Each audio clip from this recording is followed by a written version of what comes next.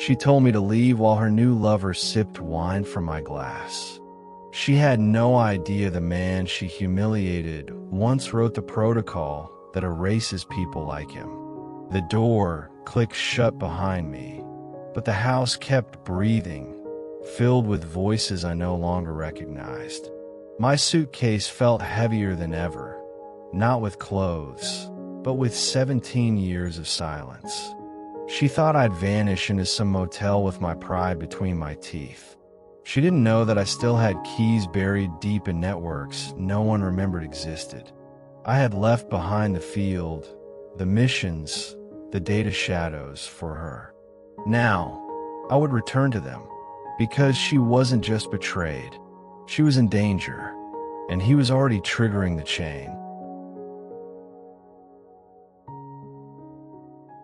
The key clicked, but the lock didn't turn. Orist Maverick paused, stared at the handle, then tried again, slower this time, with practiced fingers. Still stuck. Wrong lock. Wrong house. No. He stared at the brass number, 71B. Their house. His house. The porch light above him buzzed like an insect caught in a web. Cold wind scraped across the wooden deck. A shadow flickered in the frosted glass. The door opened before he could knock. Lena stood in the doorway wearing his favorite gray sweater, the one with the tear near the elbow. Her lips were tight, pressed into something that wasn't a smile. Behind her, a man appeared, barefoot, holding a wine glass like it was a stage prop. He looked too young, too confident, too rehearsed. "We need to talk," Lena said. Orist's suitcase felt heavier in his grip. He didn't step forward. "I just got back from D.C. "I know," she said. "That's why I waited." Her voice wasn't angry. It was hollow, like someone giving a weather report. The stranger behind her tilted his glass lazily and said, "Hey, man. Eric. We've sort of met before. I'm staying here now." Eric. The name bounced around inside Orist's skull like a ricochet. He studied the man's face, charming in the way of people who never learned consequences. Lena crossed her arms. "It's not working, Orist. Hasn't for years." A quiet laugh from Eric. "We just figured honesty was cleaner." Honesty. Orist looked past them into the foyer. His coat was gone from the rack. The mirror was missing. In its place hung a minimalist canvas he didn't recognize. Someone had already started repainting his life. He stepped back, said nothing, just nodded. Lena hesitated. "You don't have to make this harder." Orist exhaled through his nose and walked down the steps, his boots hitting each plank like punctuation marks. He didn't slam the gate, didn't look back. Inside the truck, the air was stale with old coffee and silence. He rested his forehead on the steering wheel. The keys dangled in the ignition. Everything inside him wanted to scream.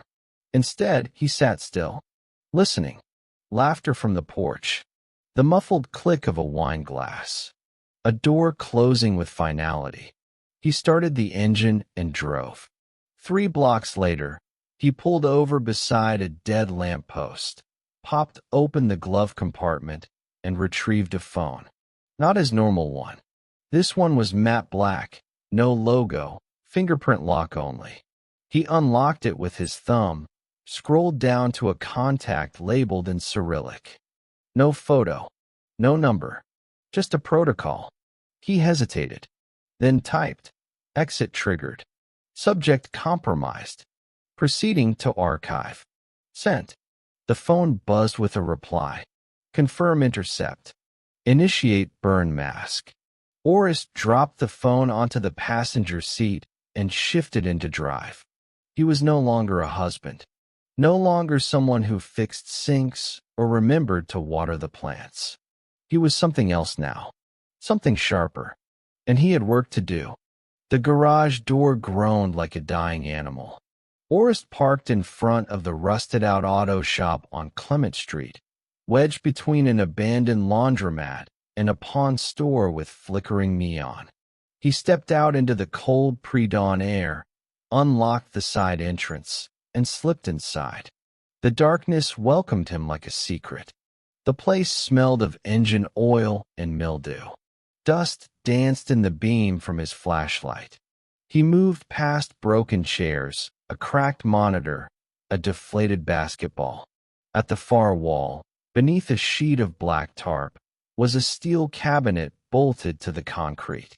He brushed the tarp aside, revealing a fingerprint scanner embedded in the surface. It blinked red. He placed his thumb on the sensor. A soft beep. Green light. The cabinet split open with a pneumatic hiss. Behind it, a workstation unlike anything in the garage. A triple monitor array, a hardened microserver with no ports, and a retinal-locked drive bay. He slid his left eye to the scanner. Another beep. The screens came alive with cascading code. "Welcome back, Maverick." He sat, cracked his knuckles, and typed in the command. access/mav/oplog/archive.sh. A directory bloomed across the center screen. Encrypted logs, intercept transcripts, ghost identities. His shadow self. A life no one knew he'd ever lived. He found the name he was dreading, Eric Volland. He clicked. A window popped up, grainy surveillance stills from Prague, a heat map of crypto wallets registered under shell accounts, chat logs in darknet slang. Orist leaned in as a recorded voice, Volland's, played through the speaker. "Wash it through Mykono ID. Her name adds legitimacy. Clean and shiny, just like they like it. Her name?" He clicked again. Full financial profile. Elena Maverick, co-signatory, 2 accounts, 1 offshore. Recent activity, transfers totaling $1.8 million USD through NFT shells. Volland hadn't just seduced Lena. He'd turned her into a digital laundering front. And she didn't even know it. Orist's hand clenched into a fist. He could still hear her voice from last night. Flat, practiced. "It's not working." Of course it wasn't. He wasn't supposed to work. He was supposed to disappear. He'd built this suburban mask over years, convinced himself it was safety, maybe even happiness. But safety was a lie.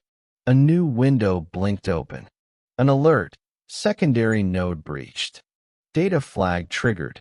Volland was in the system, probing the past. Orist leaned back, face pale in the cold blue light. He reached under the desk, pulled out a leather case. Inside, 3 encrypted drives and a single old photograph. Him and Lena, smiling on a rooftop, champagne between them. He stared at it, then tossed it into the trash. There was no going back. The abandoned metro station at 6th and Mission had been sealed since 2019. Rats ruled the platforms now. Paint peeled from concrete like molting skin. A single flickering strip light buzzed above the tracks. Orist waited in the dark beside a shattered vending machine. She emerged 10 minutes late, leather jacket zipped to the throat, boots echoing. Grit in her walk. Scar along her jaw that hadn't been there the last time he saw her. "Grace," he said. "Jesus, Orist." She squinted. "You look like a ghost." He offered a faint smile. "Better than looking like a corpse." She walked past him and dropped her backpack beside a rusting bench. "You said the name Volland." "I did." She pulled out a data slate and flipped it open. "Last I checked, that bastard was just another burner in a sea of crypto grifters. He's not just skimming now. He's rewriting the whole game. Using my wife as a proxy." Grace froze mid-typing. "You're serious?" "I'm never not." He handed her a flash drive. She plugged it into her tablet. Code spilled out like blood from a wound. "I traced a mirrored chain running from his old wallets," Orist said. It's nested inside NFT shells disguised as platform royalties. He's washing millions. Grace's eyes widened. Wait, this signature. You've seen it before. Yeah, 2 years ago. BlackRock breach. The trail vanished after Iceland. He's resurfaced. And he's using Elena. She turned to him slowly. Does she know? No. Grace exhaled hard. Then he's not just cleaning cash. He's setting her up to burn. She stood, paced a slow loop. Then, what do you want from me?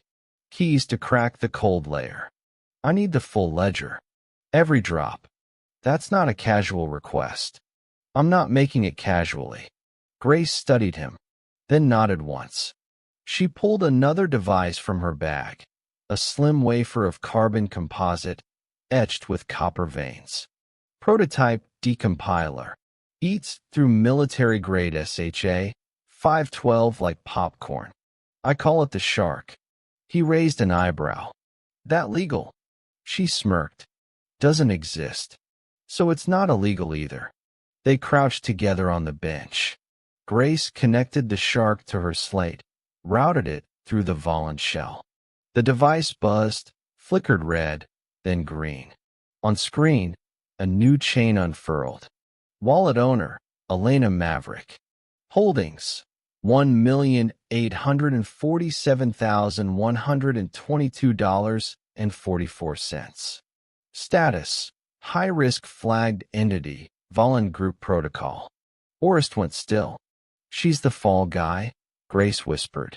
He's feeding everything through her name. The moment he cashes out, the system will flag her.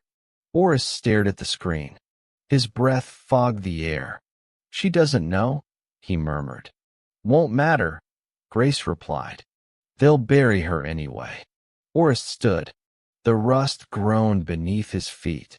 Then we intercept before the ignition. Grace unplugged the drive and dropped it in his hand. Go fast, she said.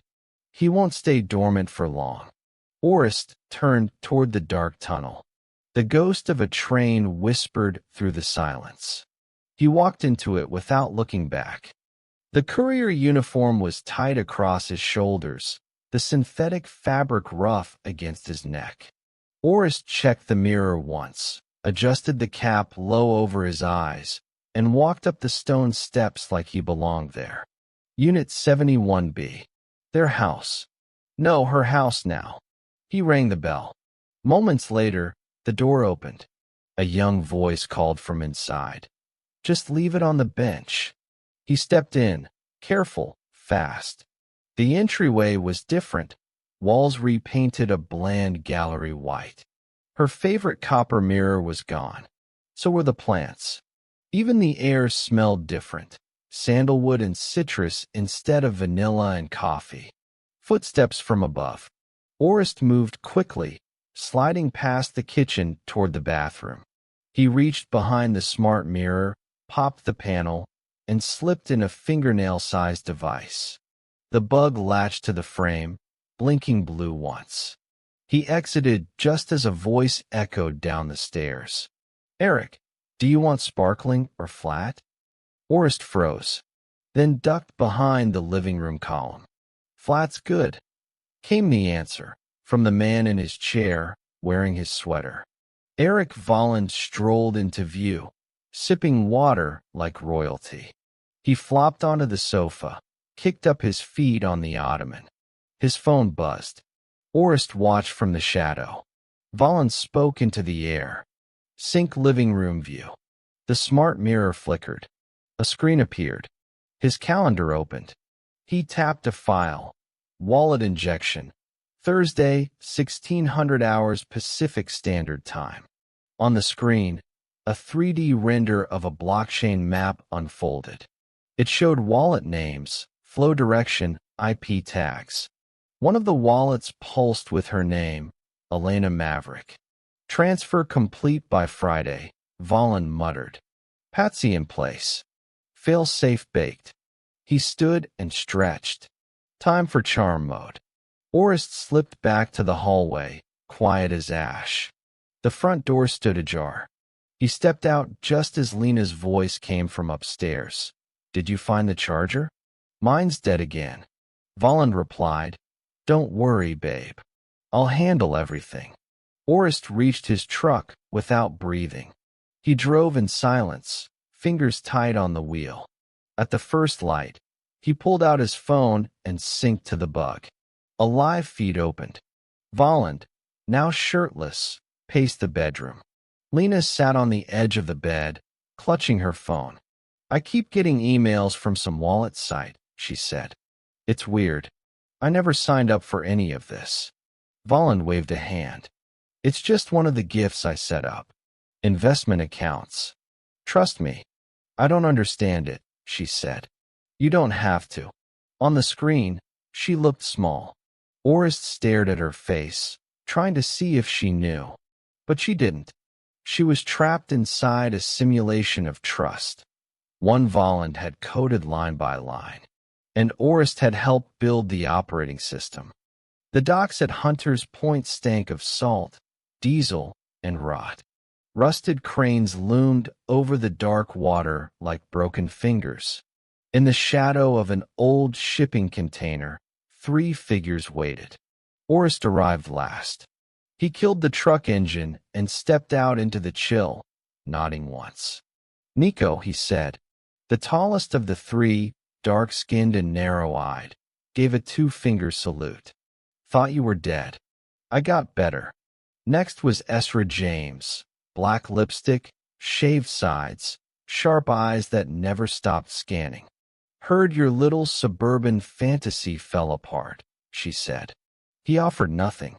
The last was Jeremy Sinclair, a stocky man with grease-stained sleeves and the nervous energy of a hacker who hated people. You called us out of the blue, he muttered. That means trouble. It's Volland, Orest said. He's resurfaced. And he's using Lena. Nico let out a low whistle. Damn. Ezra leaned against a barrel. Walk us through it. Orest pulled up the files on a tablet and flicked through. Blockchain charts, intercepted wallet flows, time-stamped logs from the mirror bug. One of the screens froze on Volland's face. He's laundering through her name. Millions. And when it blows, she'll take the fall. Jeremy frowned. She in on it. She thinks he's buying her gifts. Investment portfolios. Trust me, he says. Ezra scoffed. Classic. Layered framing. Explains the flags I've seen pinging from Pluto X nodes. Someone's prepping a burn. We intercept before the blast, Orest said. And we do it clean. Nico nodded slowly. What's the play? We hit the chain from 3 angles. Jeremy builds a pipeline into the smart systems around Lena, mirrors, voice assistants, whatever Volland's using to monitor or mislead. Nico cracks the wallet web. Ezra, you build a false identity, someone high-level. Someone Volland would trust.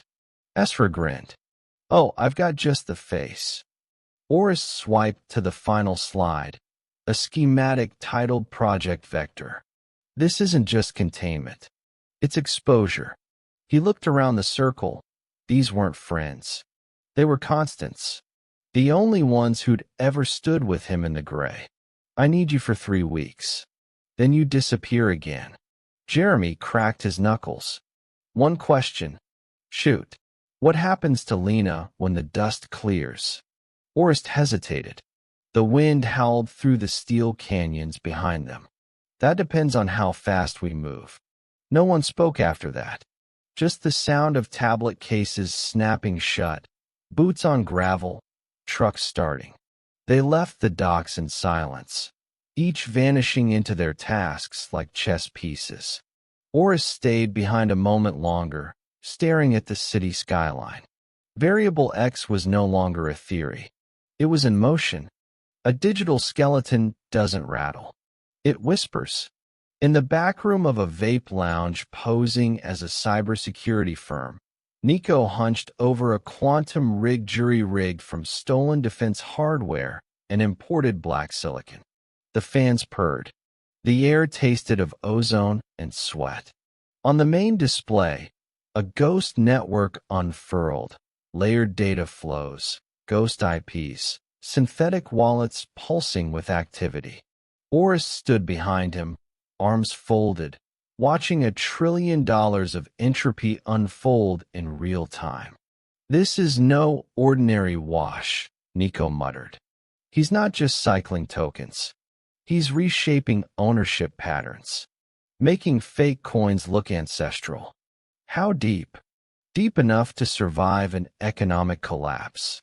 This isn't just evasion, it's resilience. A red pulse flashed.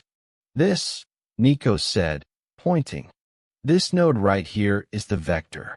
It's built to sync with retail wallets via a fake authentication loop. Public investors won't know they're not real assets until it's too late. Volland controls that. No, he glanced up. Lena does. Orist exhaled. He stepped back, let the visuals sink in. Wallet trees branched into trust funds, endowments, shell corporations named after obscure Latin phrases. It was beautiful. It was evil. Esra appeared in the doorway, tablet in hand. Courtney Lafarge is now a rising fintech consultant with a degree from Stanford and 7 viral TED-style rants about digital ethics. The avatar's running on all platforms. She pinged Volland. Not yet. Let him find her. That's more his style.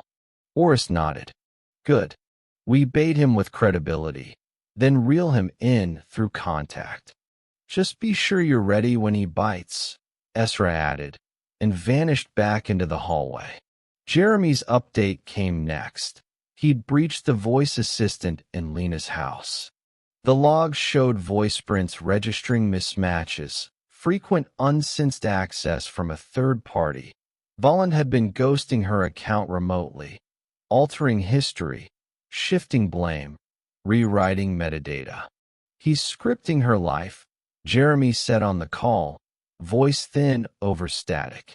Every message she sends, every password reset, every accidental file, he's puppeteering her into a corner. Orist's jaw clenched. Can we take control? Already did. I've sandboxed her environment. Now it's a playback stage. Make sure she doesn't know yet, Oris said. Not until we're ready. Back in the command room, Nico pointed at a cluster of glowing nodes on the screen. 3 of these wallets link back to my Kono ID, he said. That's the Villa account, Orist muttered. Right. He's funneled 2 million through there already. Orist's eyes narrowed. It's not just about money. He wants to burn her, then disappear with the rest. Nico leaned back. So what's next? Orist turned toward the screen, where the wallet labeled E.Maverick.778 pulsed like a heartbeat. We start pulling threads, he said, and we don't stop until the whole tapestry collapses. Night bled into morning like oil into water. Oris stood in the center of his old apartment, bare walls, humming fridge, a mattress still wrapped in plastic. On the table, a burner laptop, a SIM spoof phone, and a cup of gas station coffee gone cold. He keyed in a line of code. INV protocol /engage. DARPA's long-retired asset routing node blinked to life. An interface he hadn't used in 5 years. Illegal as hell. Beyond traceable. He'd helped build it before it was mothballed, and now he was cracking it open again. The system chirped. Inversion protocol enabled. Real-time financial echo access confirmed. A grid appeared, wallets mapped in real time, nodes linked by movement. Volland's activity lit up like a fever. 1 wallet cycled through 7 jurisdictions in under a minute, finally landing in a crypto bank registered in Taiwan. Orist whispered to the screen, "Found you." Another ping. Grace's message arrived. Pluto X listing. Primary injection confirmed for Thursday, 1600 hours Pacific Standard Time. BitShelter node active. Volland moving final assets. This is it. Orest stared at the blinking text. 3 days. That's all the time he had before the bomb went off. He called Jeremy. Talk. Came the voice, tinny and sleep-deprived. We need eyes inside Bit Shelter. I want to know where the funds go once they hit the rails. Jeremy yawned audibly. You're asking me to slice into the most paranoid exchange on the West Coast. I'm not asking. Fine. I'll dig. But we'll need ice on the data. Something slow burn and hidden. I trust you. Great. That makes one of us. He hung up. The next call was to Esra. She picked up mid-sentence, probably in another identity. Already working angles, she said before he could speak. Courtney's picking up traction. Volland followed me on 3 platforms this morning. Perfect. Don't engage yet. I know, she said. Let the shark sniff the blood first. She paused. How's Lena?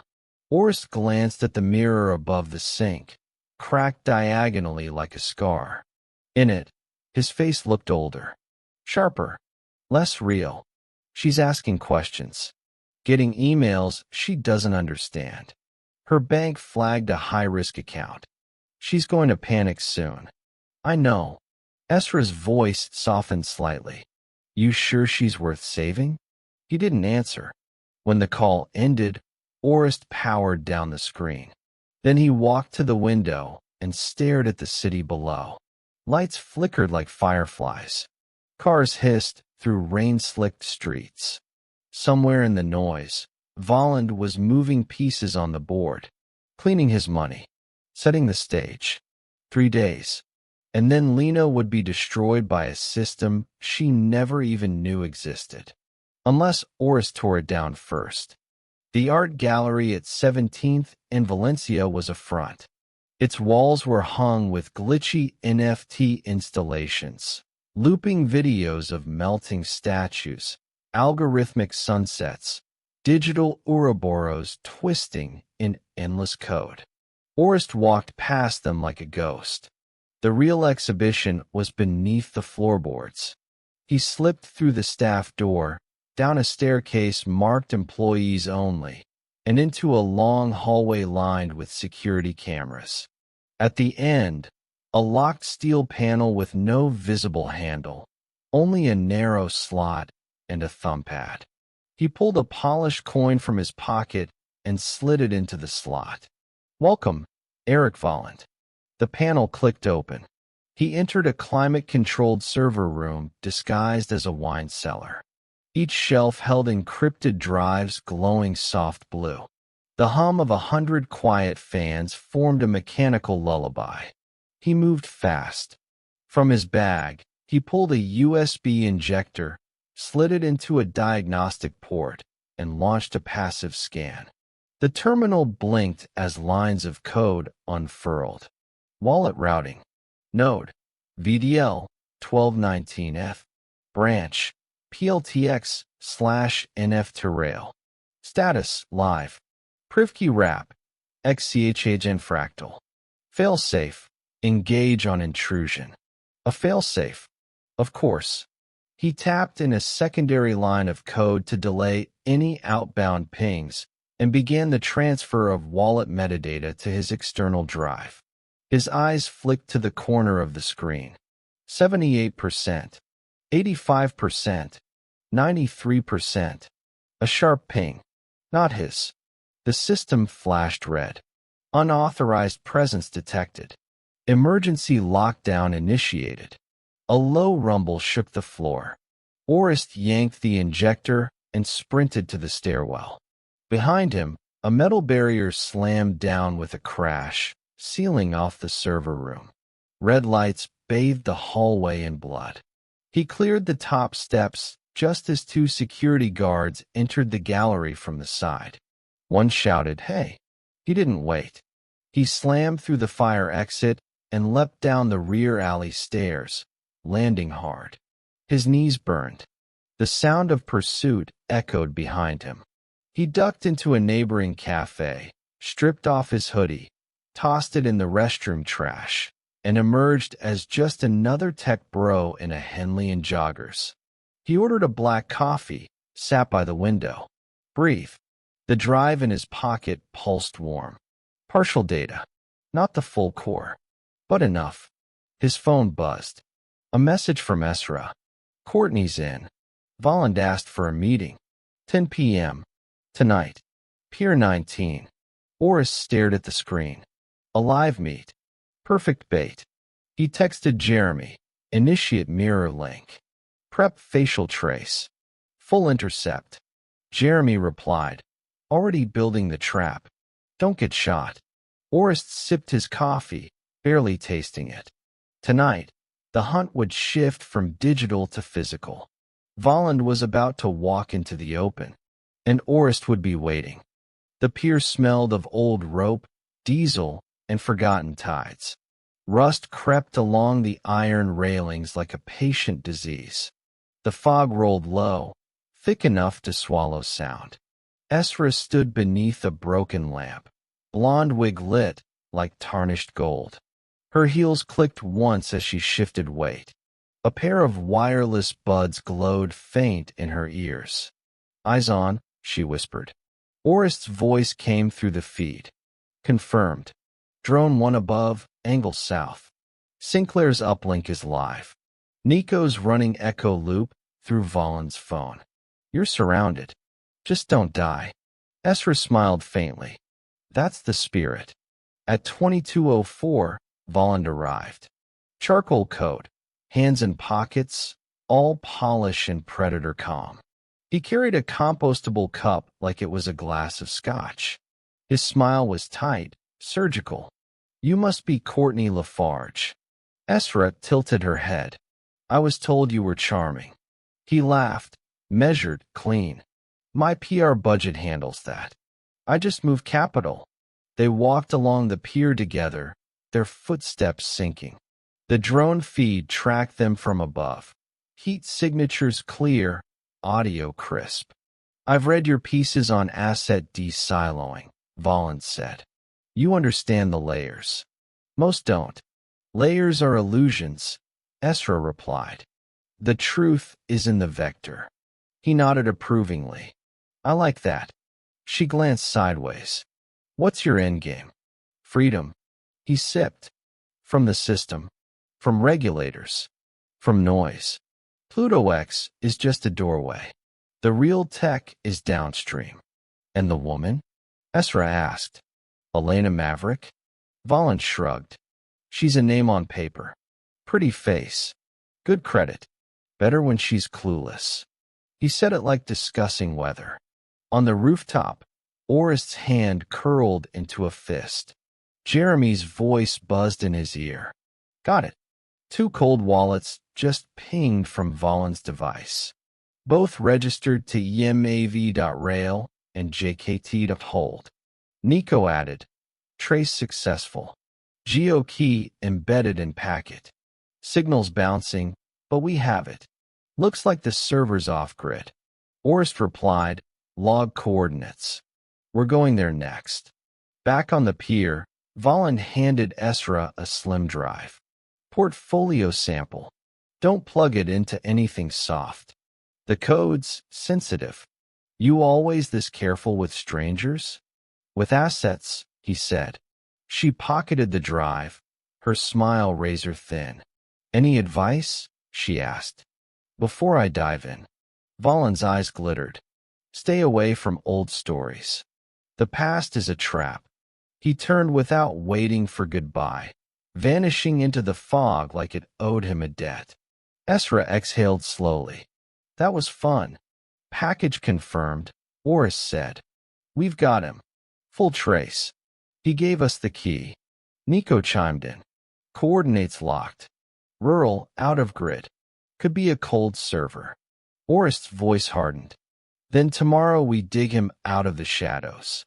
The van bounced along a gravel road deep in Redwood Valley, headlights slicing through a tunnel of ancient trees. The GPS showed no signal.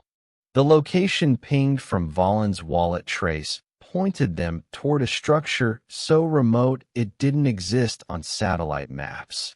ETA 2 minutes, Jeremy said from the driver's seat, chewing on a half-melted candy bar. Orest sat beside him, armed with a portable cold reader, EMP knife, and a heart that hadn't stopped pounding since sunrise. Behind them, Nico checked the thermographic scanner. Esra loaded a pistol she hoped they wouldn't need. They rolled to a stop before a crumbling metal gate with no signage. "Charming," Nico muttered.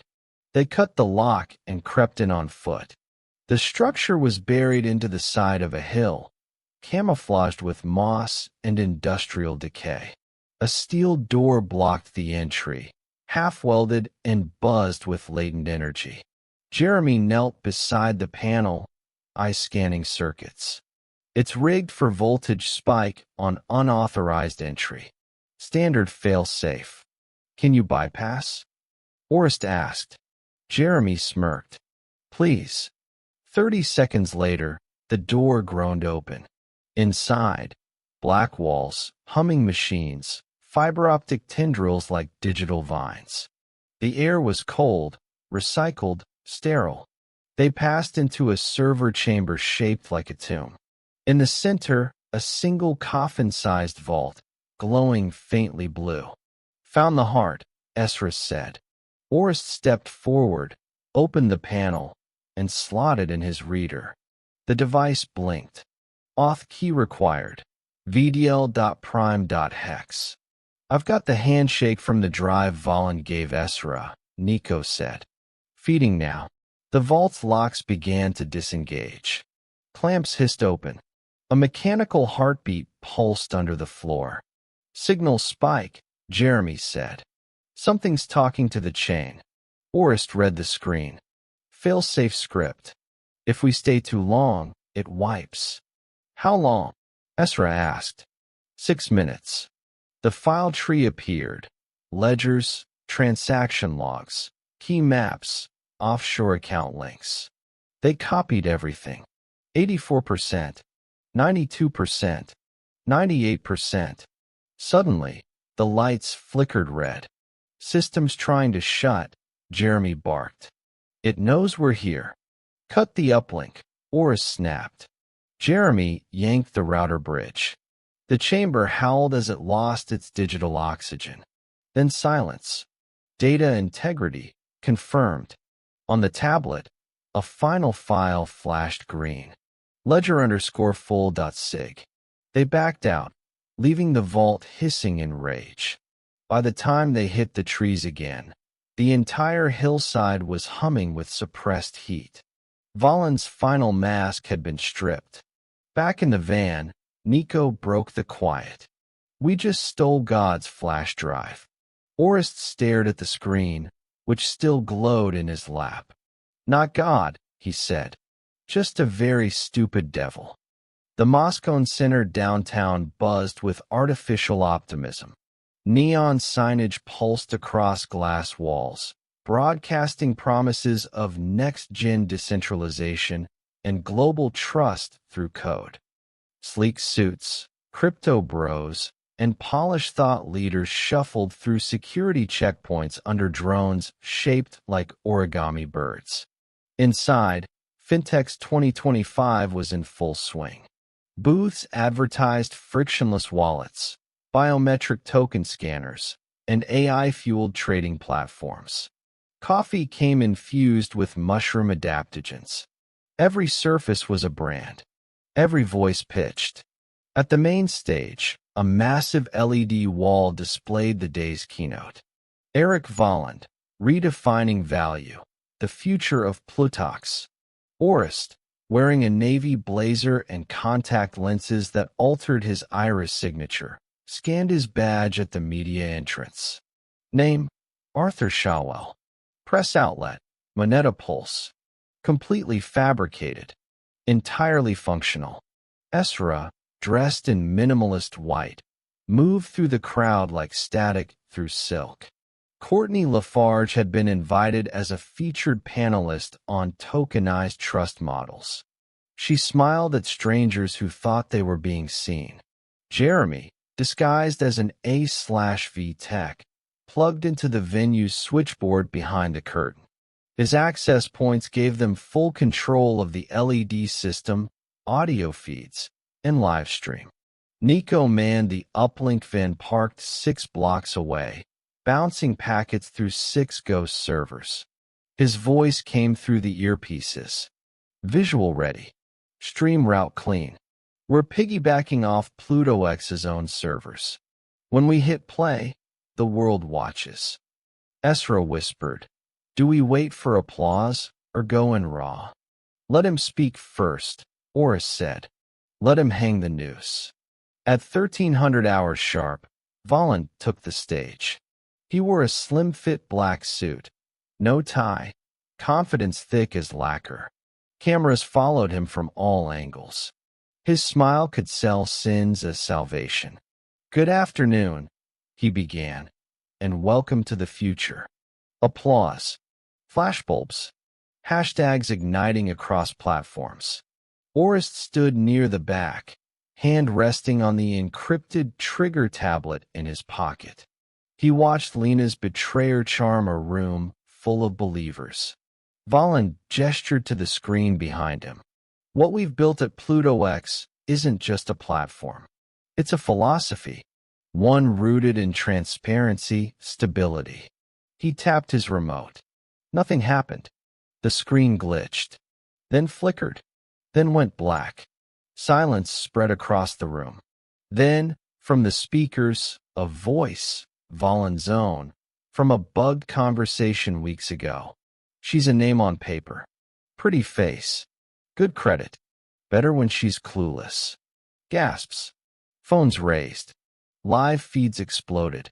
On screen, the stolen ledger appeared. Crypto flowcharts, account links, documents bearing Elena Maverick's name. A final message blinked. "You built this empire on her back. Now watch it burn." For 2 full seconds, the world held its breath. Then the crowd erupted, not in applause, but in panic. Voices clashed. Reporters shouted over each other. Dozens of attendees rushed the stage, cameras raised, demanding answers. Volland stood frozen, his remote limp in one hand, mouth half open. The mask cracked, just enough for a flicker of raw calculation to shine through. Behind the curtain, Jeremy tapped furiously at the A/V panel, routing the live stream to every major crypto platform, social feed, and satellite feed piggybacking off Fintech's own broadcast network. Nico's voice hummed in Orist's earpiece. "We're viral. 3 million views and counting. Russian darknets already hosting mirror links." On stage, the screen continued to spit data. Emails, transactions, timestamps. Visual diagrams drew clean lines between Pluto X and dozens of flagged laundering hubs. One file scrolled automatically. E.Maverick/primary beneficiary /$1.8 million transfer/IP match. Volland, device 2. In the audience, someone yelled, "Is this real?" Another, "Where's Elena Maverick?" Volland stepped forward, suddenly composed. "This is a hoax," he said, voice amplified. "An attack by hostile competitors. Fabricated data. Deep fakes." He didn't look at the screen once. From her place among the panelists, Ezra, still in character as Courtney Lafarge, stood slowly. "You just called Elena Maverick a prop," she said, voice cutting through the chaos. On record, cameras swung toward her. "Do you deny your voice?" Volland's jaw clenched.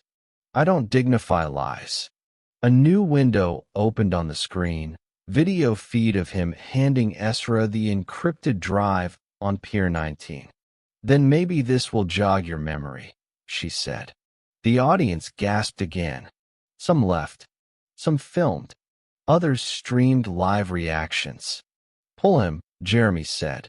Security, previously frozen, surged forward. Valen didn't resist. His smile returned, hollow now. He turned to the cameras. "You'll regret this," he said. "Not likely," Orest muttered under his breath, watching from the mezzanine. Valen vanished behind curtains, flanked by 2 security guards and 3 DOJ officers. Esra exhaled slowly and sank into her seat, as if the tension had finally cracked her spine. Outside, media vans swarmed the Moscow Center. Hashtags trended globally.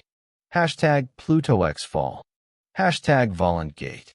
Hashtag Elena was used. In the van, Nico pushed his chair back. "We built the spider, then dropped the spider on the web. Web just caught fire," Jeremy added. Orest stayed silent, eyes fixed on the screen, replaying the moment. Valen's voice echoed through the hall. "Better when she's clueless." He turned it off. "Phase 1's complete," he said. "Now we deal with the fallout." Elena Maverick opened the door in her robe, eyes swollen from sleep. A coffee mug trembled in her hand. The knock had come too early, too hard. 3 agents stood outside. "Ma'am," the lead one said, holding up a badge. "Federal investigation. We have a warrant." Her mug shattered on the floor before she registered she'd dropped it. Inside, the house came alive with movement. Agents flooding every room, bagging laptops, pulling wires from walls, scanning every smart surface. The digital assistant crackled and went silent. The lights dimmed. Nothing worked. "This is a mistake," she kept saying, voice shaking. "I don't even know what you're looking for." An agent held up a printed transfer log. "You are listed as the sole beneficiary of multiple illegal transfers totaling over $1.8 million US. "What?" She stumbled back. "That's not mine. I didn't sign anything." In the upstairs bedroom, another officer cracked the safe Valen had installed behind a painting, one she always thought was decorative. Inside, cash, a burner phone, a thumb drive labeled EMAV_burn. Elena saw it and shook her head wildly. "That's not mine. I didn't even know that was there." Outside, camera flashes started popping. News vans arrived faster than riot cops. Someone shouted her name. Her face lit up on a tablet screen held by a reporter. "Wife of crypto criminal. Elena Maverick at center of financial conspiracy." Back at the field HQ, Orest watched it unfold in silence. He sat in a black van 2 blocks away, headset pressing against his temple. Esra leaned beside him, chewing on the inside of her cheek. "She didn't know," she said. "She looks like a kid in a flood. Valen built it that way." Nico's voice cut through the feed. "Office raid's done. We got everything. The server stack, proxy logs, and that hard-lined bit shelter. Frozen in place." Jeremy added, "And his downtown condo. Guess what we found? Deeds in Elena's name. The villa in Mykonos." She thought it was a timeshare. Orest rubbed his eyes. He covered his tracks with her signature. Esra looked over. "She's going to fry unless we intervene." "She won't," Orest said. "How do you know?" "Because I left a backdoor in Valen's system. Enough to prove forgery. Just have to decide when to give it to the Bureau." On the screen, Elena was now seated on her couch, hands shaking. An agent handed her a tissue. Orest's face didn't change. "You're going to tell her?" Esra asked. He didn't answer. Instead, he stood and walked out of the van, the city lights flaring against the windshield behind him. In the feed, the agents led Elena out the front door. The headlines had just begun. The Bureau's downtown office was quieter than expected. Orest walked through the sliding glass doors with a duffel bag over one shoulder and a sealed drive in hand. His footsteps echoed down the corridor toward a room marked Clearance Level 4. Inside, Camilla Grant waited. Dark suit, dark eyes, and a stillness that suggested she knew more than she ever said. She didn't stand when he entered. "You're supposed to be gone," she said. "I was," Orest replied, setting the drive on the table between them.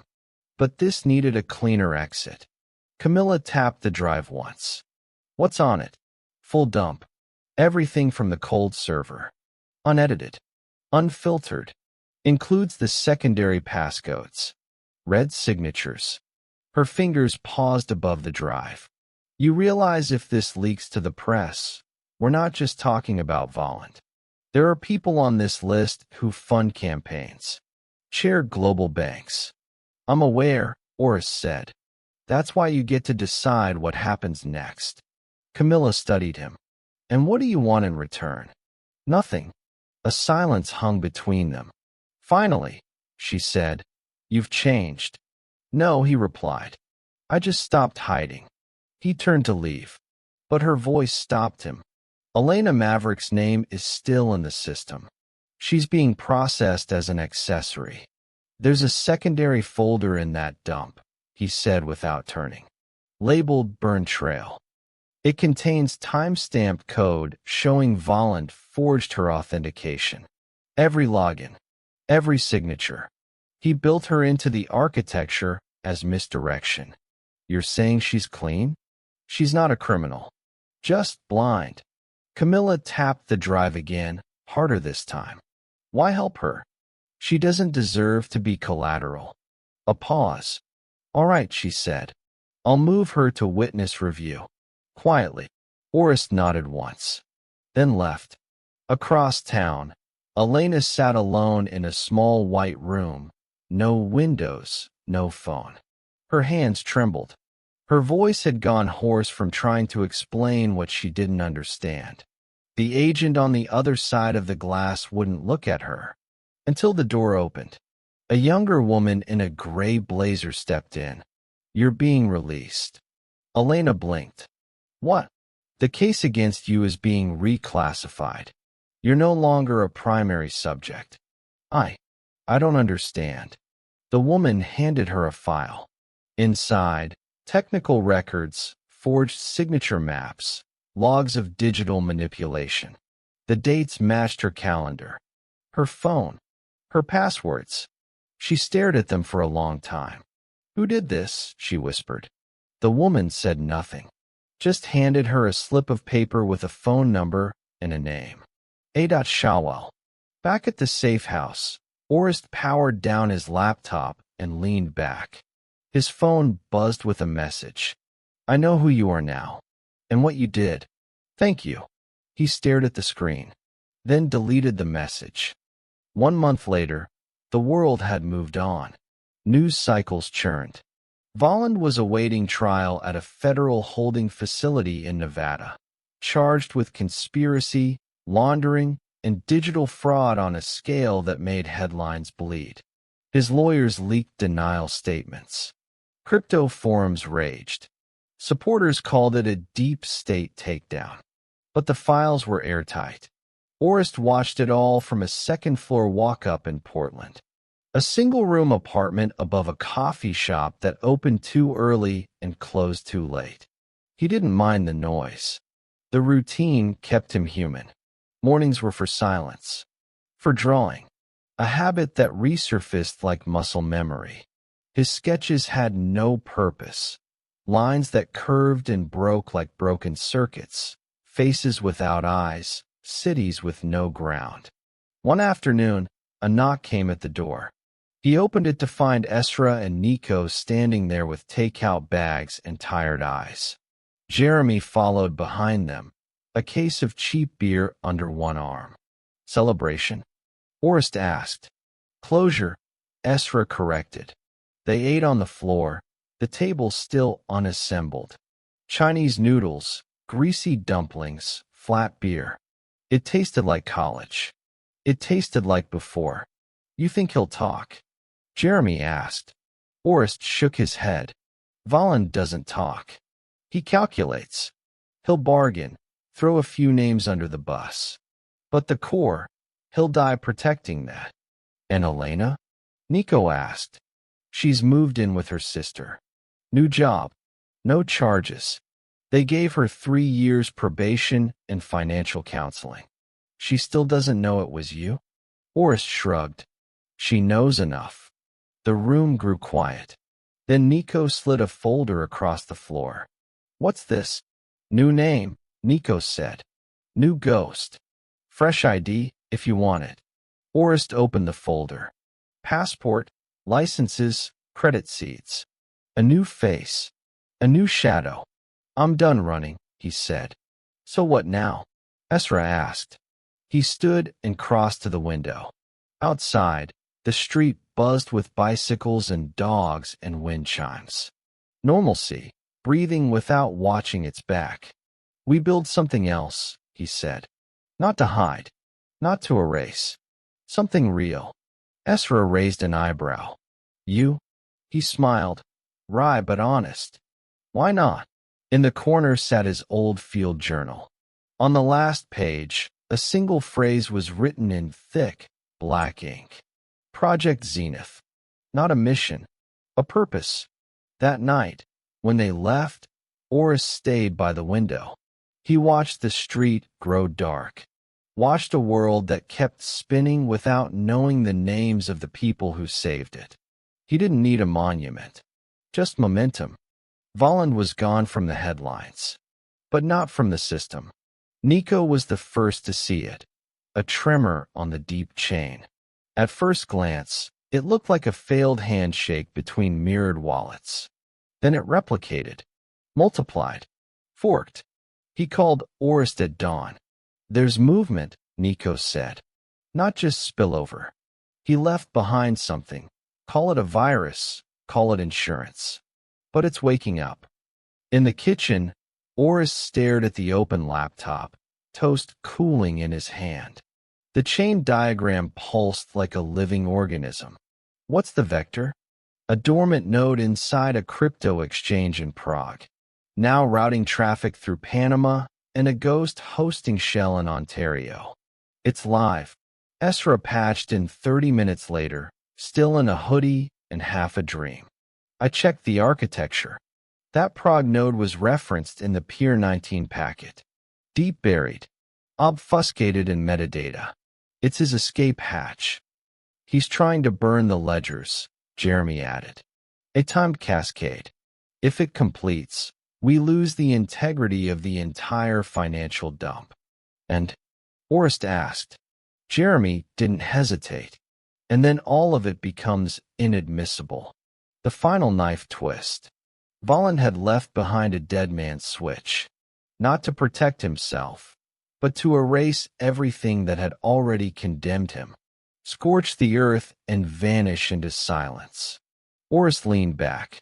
Can we stop it? We have about 36 hours before it completes, Nico said. But it's global. Tied into old platforms, legacy routing. Some of it's military-grade masking. We'd need access no one's supposed to have. Orest closed his eyes, then opened a cabinet. Inside, a secure case, unchanged since the day he vanished from the bureau.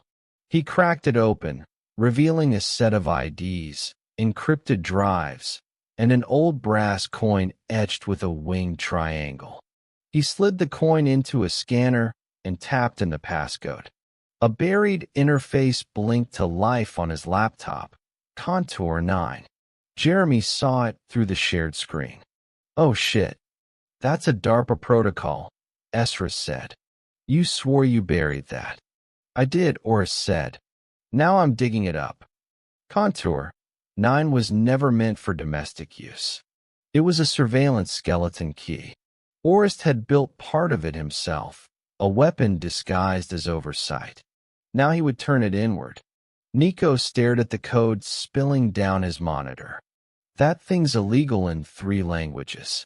We're not speaking legal right now, Orest said. The team fell into motion. Time ticking.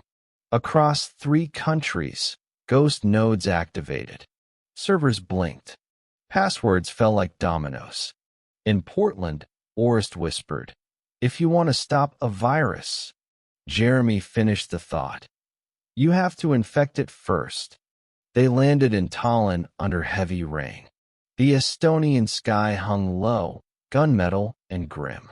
Jeremy cursed under his breath as they stepped off the train and into a windswept station that hadn't seen renovation since the Cold War. "This where the internet comes to die?" he muttered, pulling his hoodie tighter. Orest barely heard him. He was already scanning the station. Habit, instinct. No eyes on them yet. No signs of surveillance. Their local contact waited near a rusted vending machine, holding a newspaper with a whale on the front page. "Of course. Nice of you to call," said Heiko Lar, voice flat and dry. Gray hoodie, half-moon glasses, hands deep in his jacket pockets. "You know how much trouble I'll be in if anyone finds out." "I'm counting on no one finding out," Orest said. They moved fast. A black van, a forest road, no headlights.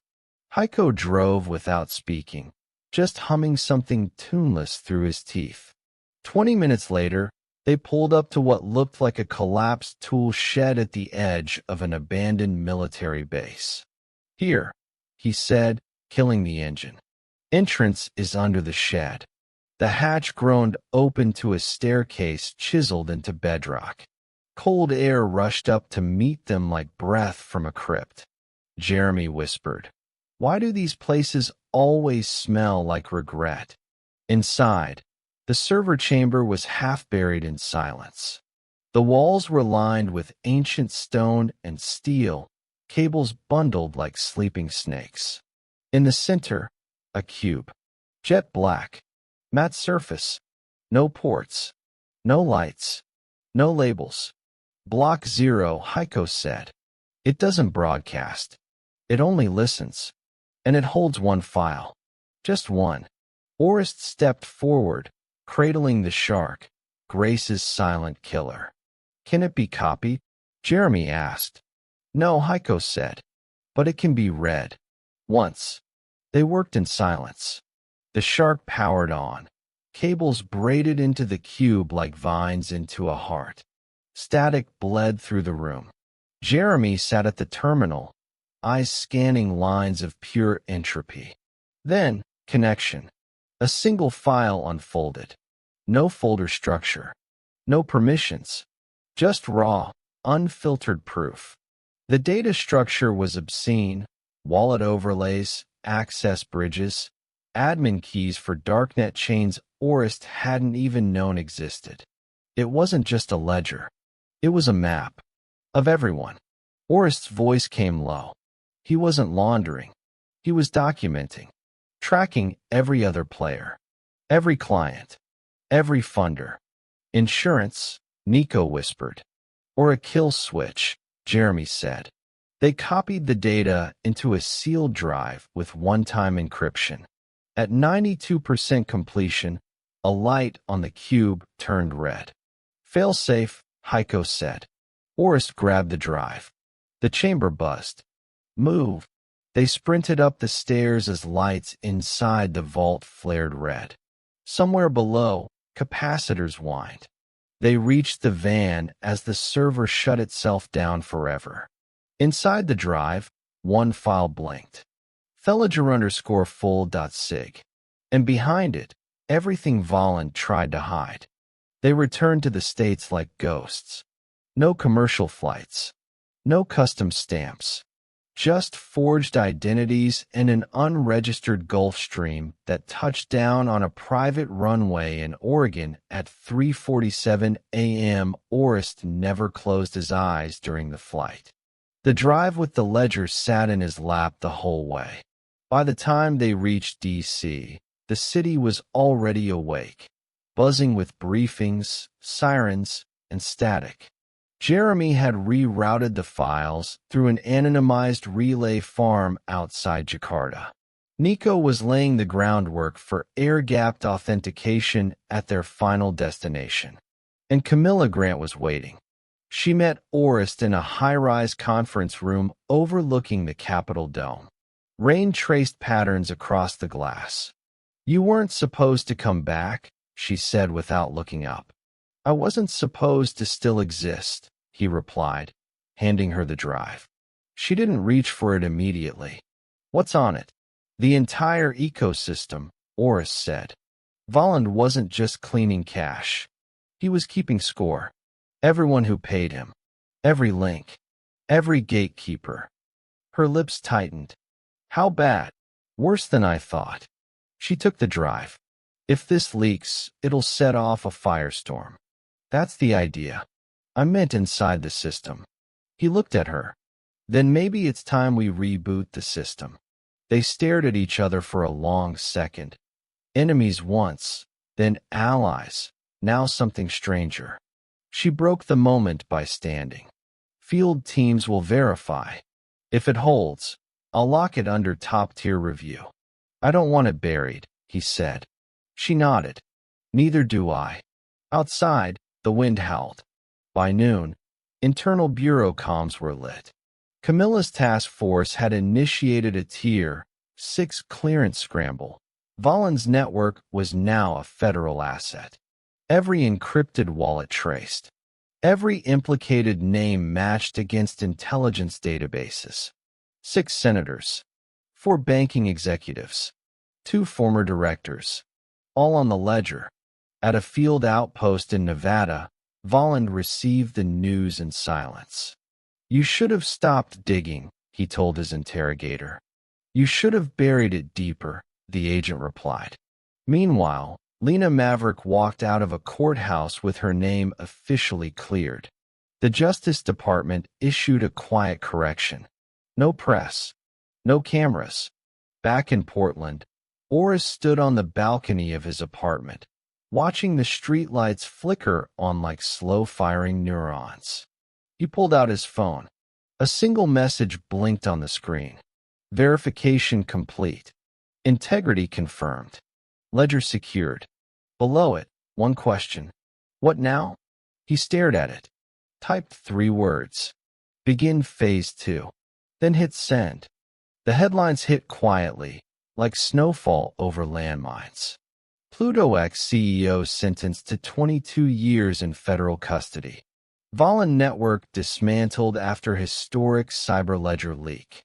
Anonymous whistleblower exposes $3.4 billion laundering web. No one mentioned Orist. No one mentioned Lena. But the ripple effect was real. Banks froze accounts overnight. Crypto exchanges audited their backlogs. A dozen offshore firms folded in a week.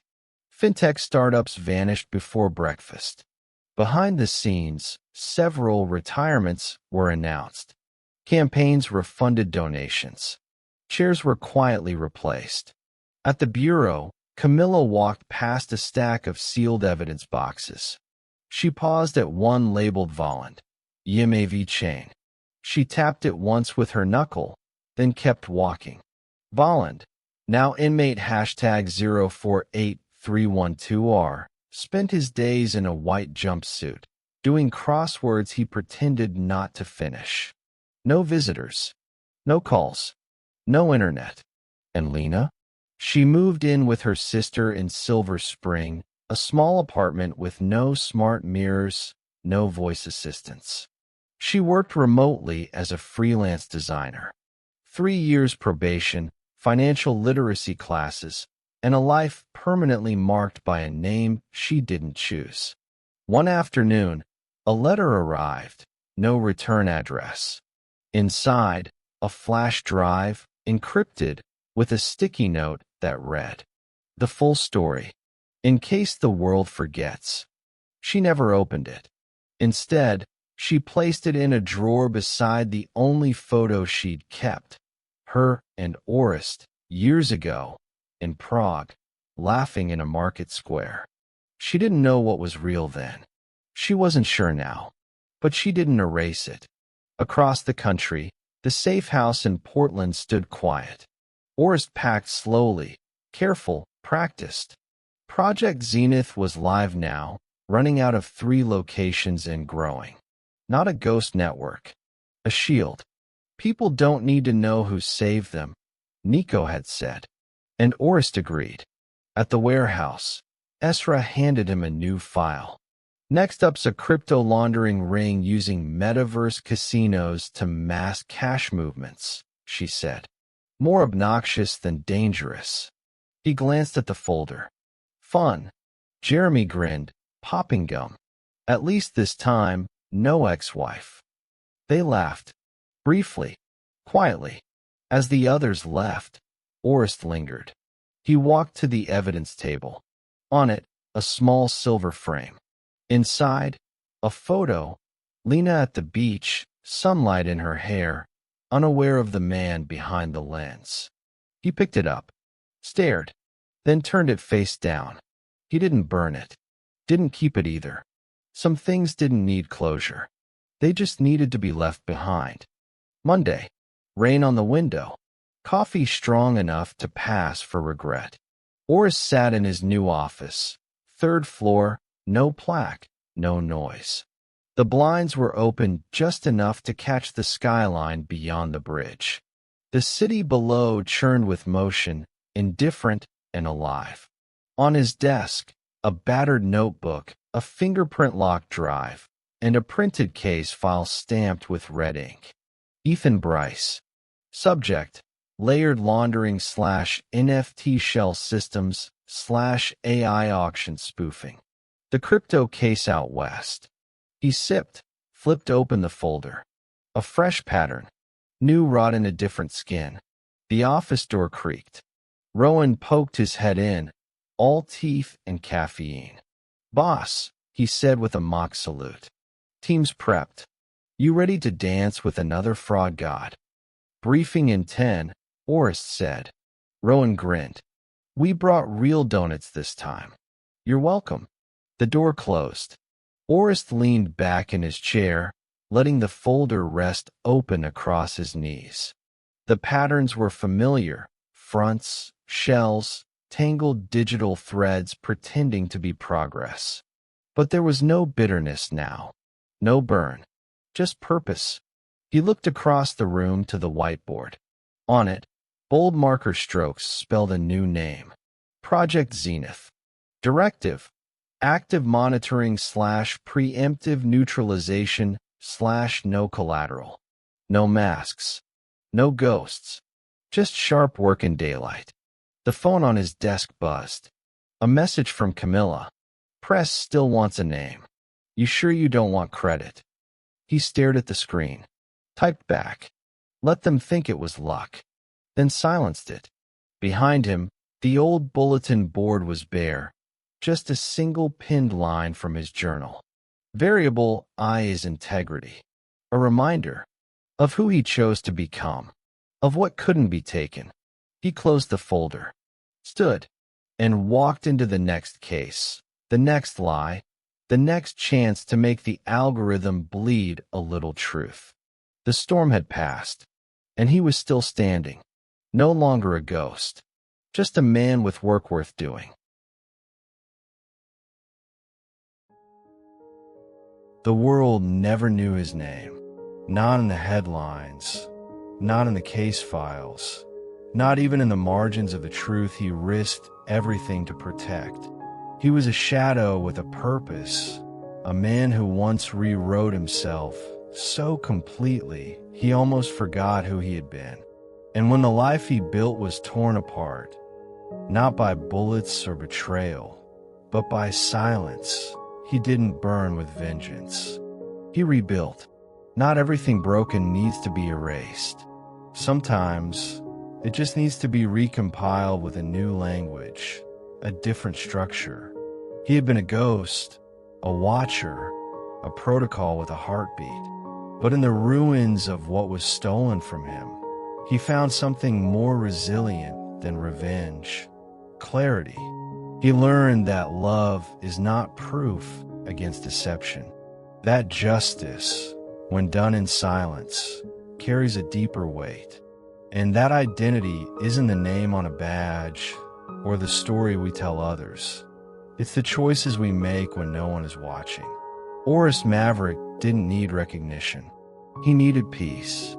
And in the quiet hum of an empty office, with the city stretching far beyond his window and a new case file in his hand, he understood something he never dared to before. You don't have to vanish to be free. You just have to stop running. Some ghosts don't haunt the past. They guard the future.